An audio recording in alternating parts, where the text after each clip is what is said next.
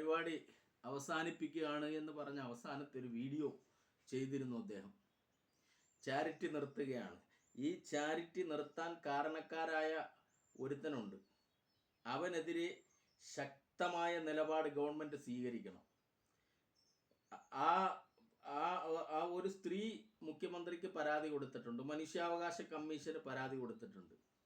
അപ്പം ആ പരാതി നല്ല രീതിയിൽ തന്നെ കൈകാര്യം ചെയ്യുകയും അതിനെതിരെ ശക്തമായ നടപടി സ്വീകരിക്കുകയും വേണം. കാരണം അർഹതപ്പെട്ട ഒരുപാട് ആളുകളുണ്ട്. ഇത് എല്ലാവർക്കും അറിയാം, എല്ലാ രാഷ്ട്രീയക്കാർക്കും അറിയാമല്ലോ. താഴോട്ടൊന്ന് ഇറങ്ങി നോക്കണം. ഓരോ ബ്രാഞ്ച് സെക്രട്ടറി എടുത്ത് ചോദിച്ചാൽ മതി എത്ര വീട്ടിൽ അടുപ്പ് പുകയുന്നു എന്ന്. അവർ പറയും, എണ്ണി പറയും. ഓരോരുത്തരും അങ്ങനെ തന്നെ.